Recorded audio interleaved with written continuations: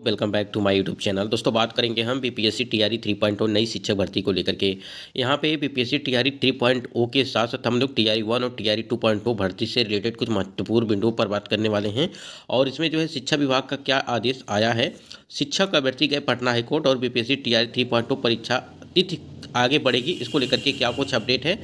साथ ही साथ हम लोग बात करेंगे टीआरई 1 और टीआरई 2.0 शिक्षक भर्ती पर जो है शिक्षक अभ्यर्थियों पर गिरी गाज, यानी कि बहुत से कैंडिडेट यानी कि पटना से मिल रहे हैं जो फर्जी शिक्षक हैं आपके, वहाँ से एक अपडेट निकल के आई है, उससे रिलेटेड हम लोग बात करने वाले हैं।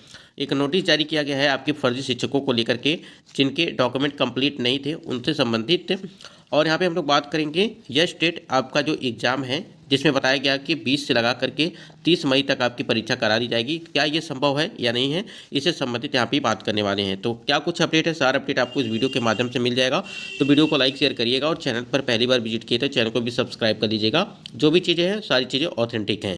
स्क्रीन पे आप देख पा रहे हैं कि सक्षमता परीक्षा के लिए प्रवेश पत्र जारी कर दिया गया है। जो हमने अभी आपको बताया कि बिहार विद्यालय परीक्षा समिति ने शिक्षकों के द्वितीय चरण की सक्षमता परीक्षा के लिए प्रवेश पत्र जारी कर दिया है और परीक्षा 8 मई यानी कि बुधवार से प्रवेश पत्र डाउनलोड जो है कर सकेंगे। बोर्ड द्वारा शिक्षकों के लिए द्वितीय चरण की सक्षमता परीक्षा 12 मई से तो यहाँ पे देखिए 12 मई से लगा करके यानी कि 12 मई से जो है आयोजित की जाएगी और आपका जो है 8 मई से लगा करके आपका जो है एडमिट कार्ड डाउनलोड किया जाएगा। और इस संबंध में सूचना जिला शिक्षा अधिकारी एवं जिला कार्यक्रम अधिकारी को भेज दी गई है। बिहार बोर्ड ने सभी परीक्षार्थियों को प्रवेश पत्र वेबसाइट पर अपलोड कर दिया है और बिहार बोर्ड ने स्पष्ट किया है कि प्रवेश पत्र डाउनलोड होने के उपरांत उस पर जिला कार्यक्रम अधिकारी से हस्ताक्षर करना होगा, यानी कि सिग्नेचर करवाना है, ठीक है। और ये सिग्नेचर नहीं होने पर आपको जो परीक्षा से वंचित कर दिया जाएगा, इस चीज़ को भी ध्यान रखिएगा, तभी प्रवेश पत्र को माना जाएगा। बिना हस्ताक्षर वाले प्रवेश पत्रों के आधार पर परीक्षा केंद्र पर प्रवेश नहीं दिया जाएगा। और बोर्ड ने परीक्षार्थियों से जो है आग्रह किया है कि प्रवेश पत्र पर अंकित निर्देशों का जो है वो पालन करेंगे। तो देखिए सक्षमता परीक्षा 2 के लिए जो है यहाँ पे एग्जाम डेट आपकी आ चुकी है और 8 मई से आपका प्रवेश पत्र डाउनलोड होना स्टार्ट है और 12 से आपकी परीक्षा है की जाएगी, यानी कि 12 मई से आयोजित की जाएगी आपकी परीक्षा है। तो ये परीक्षा जो जितने भी कैंडिडेट सक्षमता परीक्षा के लिए प्रवेश पत्र के लिए इंतजार कर रहे थे उनके लिए अपडेट थी। और देखिए यहाँ पे एक चीज़ और समझिएगा, जो कैंडिडेट हैं लगभग 85,000 और नियोजित शिक्षक राज्यकर्मी बनने का जो है तैयारी में लगे हुए हैं। अब यहाँ पे दिया गया है कि आपके जो बैठेंगे सक्षमता परीक्षा में कंप्यूटर बेस्ड टेस्ट होगा आपका, यानी कि सीबीटी मोड में आपका जो है आपका परीक्षा कराया जाएगा, यानी कि ऑनलाइन आपका पेपर कराया जाएगा। और यहाँ पे इन्होंने ये भी चीज़ दे दिया है कि आपके किस प्रकार से प्रश्न पत्र होंगे। देखिए यहाँ पे 1 to 5 के लिए यानी कि 1 से लगा करके 5वीं कक्षा के लिए शिक्षकों से 30 अंक की भाषा और एक 40 अंकों की सामान्य अध्ययन एवं 80 अंकों के सामान्य विषय से सवाल पूछे जाने हैं। जैसे आपका बीपीएससी टीआरई में हुआ था, जैसे यहाँ पे पूछा गया था 30 अंक यहाँ पे, फिर 40 का रेशियो था, फिर 80 का रेशियो था, ये यहाँ पे रखा गया था। वही चीज़ यहाँ पर भी मेंशन की गई है। 6वीं से 8वीं के लिए जो है शिक्षकों से 30 अंकों की जो है भाषा, वही चीज़ यहाँ पर भी, फिर 40 फिर 80 जो है सब्जेक्ट संबंधित विषय से सवाल पूछे जाएंगे। और सबसे बड़ी बात ये है कि आपका सीबीटी बेस्ड यहाँ पे होगा, यानी कि कंप्यूटर बेस्ड होगा, जो आपके ऑनलाइन जो है एग्ज़ाम कराया जाएगा।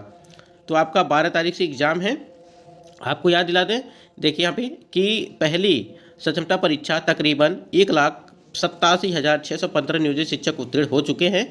इनमें 11वीं 12वीं कक्षा के लिए 5,313 और 9वीं 10वीं कक्षा के लिए जो है 20,354 और 6वीं से 8वीं के लिए जो है 22,941 एवं 1 से यानी कि 1 to 5 यानी कि पीआरटी की अगर बात करें तो कक्षा के लिए ये 1,39,010 शिक्षक यहाँ पे थे। तो इस प्रकार से जो है देखिए यहाँ पे सारा चीज़ स्क्रीनशॉट ले लीजिएगा। और ये आपका जो है सिलेबस दिया गया है कि मतलब कि आपके कितने नंबर के पेपर होने वाले हैं, वो सारी चीज़ें यहाँ पे दी गई है अलग अलग वर्ग में, चाहे आपके पीआरटी के लिए हो, चाहे 6 to 8 के लिए हो, चाहे 9 to 10 या 11 to 12 के लिए, अलग अलग सबका दिया गया है, उसको देख लीजिएगा। स्क्रीन पे आप देख पा रहे हैं कि पटना हाईकोर्ट ने शिक्षक बहाली पूर्व परिणाम को चुनौती देने वाली याचिका पर राज्य सरकार और बीपीएससी से जवाब तलब किया है। कोर्ट ने 2 सप्ताह में जवाब हलफनामा दायर कर स्थिति स्पष्ट करने को जो है ये आदेश दिया है। अब यहाँ पे आदेश तो दे दिया है, लेकिन अभी तक जो है बीपीएससी आयोग इसके बारे में कोई भी सूचना नहीं दिया है।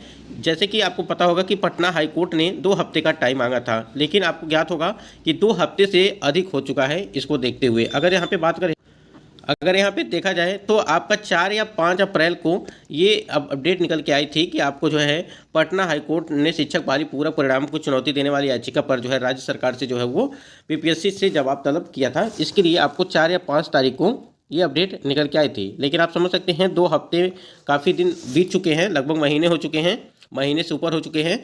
तो कहीं ना कहीं अभी भी आयोग जो है इसके बारे में कोई भी जवाब नहीं दिया है कि पूरक परिणाम के संबंधित, क्योंकि इन्होंने पूरक परिणाम देने के साथ साथ यहाँ पे देखिए 14,762 पदों पर पूरक परिणाम देने के लिए कहा था।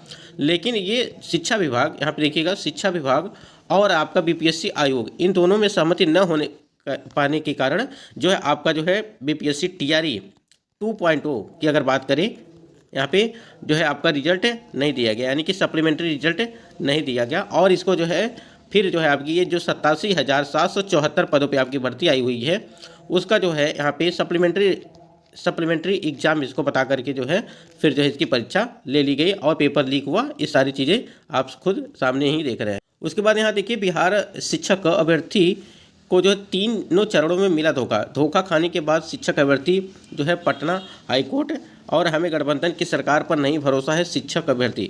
एनडीए सरकार से भी अब भरोसा खत्म, शिक्षक अभ्यर्थी कोर्ट में अब होगा फैसला, शिक्षक अभ्यर्थियों की मांग है। जैसे ही पटना हाईकोर्ट ने 2 हफ्ते का टाइम दिया और शिक्षा विभाग और बीपीएससी में कोई भी वार्तालाप जो है यहाँ पे न होने के कारण जो है सारी चीज़ें जो है काफ़ी ज़्यादा यहाँ पे दिक्कतों का सामना करना पड़ रहा है शिक्षक अभ्यर्थियों को, जिनका आप लोगों ने देखा होगा कि 1 या 2 नंबर से रुका हुआ है या टाई ब्रेकर के अनुसार रुका हुआ है।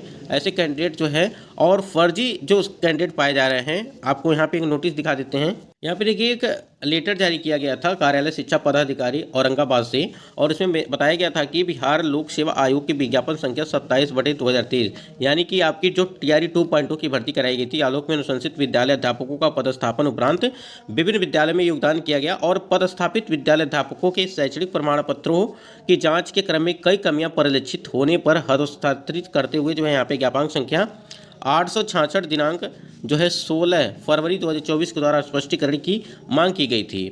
और देखिए यहाँ पे दिया गया है कि अभियुक्त में क्या क्या कमियां थीं और रोल नंबर के साथ विद्यालय अध्यापक का नाम दिया गया, वर्ग दिया गया और विषय दिया गया, किस विषय से आप अध्यापक हैं उसको लेकर के, और विद्यालय का नाम दिया गया, कहाँ पे किस विद्यालय में आप कार्यरत हैं, विद्यालय में निम्न तिथि अद्यतन कार्यरत किस हैं वो भी तारीखें यहाँ पे दी गई हैं।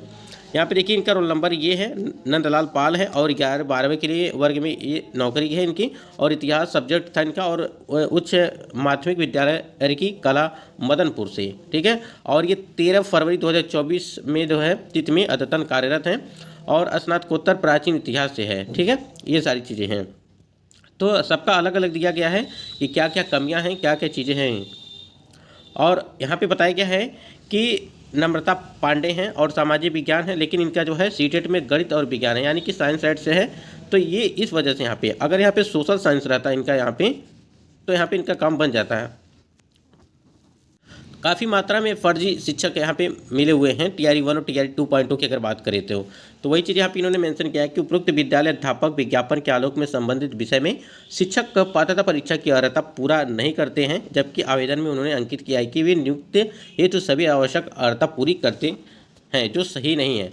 देखिए आपका जब एडमिट कार्ड जारी किया जाता है, बीपीएससी टीआरई 3.0 हो चाहे टीआरई 1 हो, तो आपकी जो भी आप लोगों ने फॉर्म अप्लाई करते हैं इस टाइम पे, जो भी चीज़ें आप लोगों ने फॉर्म भरते हैं और जो भी चीज़ें डालते हैं अपना मार्कशीट का रोल नंबर चाहे जो भी चीज़ें हैं, तो उसको सही मान करके आपका एडमिट कार्ड जारी किया जाता है। लेकिन जब डॉक्यूमेंट वेरिफिकेशन होता है, यानी कि डीबी कराया जाता है, तब उस टाइम पे आपकी जो है सारी असलियत सामने आती है कि आपने फर्जी तरीके जो भी डॉक्यूमेंट यहाँ पे अपलोड किया है वो सही है नहीं है, वो सारी चीज़ें। इसलिए यहाँ पे आपसे फिर से जो है यहाँ पे डॉक्यूमेंट वेरिफिकेशन होता है और उसमें सारी चीज़ें सामने आती हैं, इसलिए बाहर किया जाता है।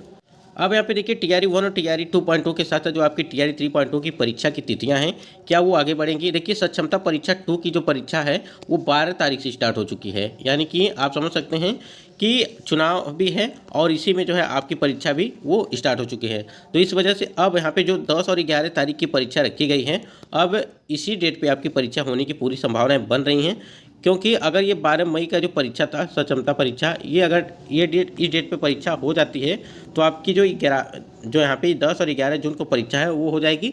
साथ ही साथ आपके एआई स्टेट की परीक्षा जो 20 से लगा करके 30 मई तक है, वो भी यह परीक्षा बहुत ही जल्द देखने को आपको मिलने वाली है।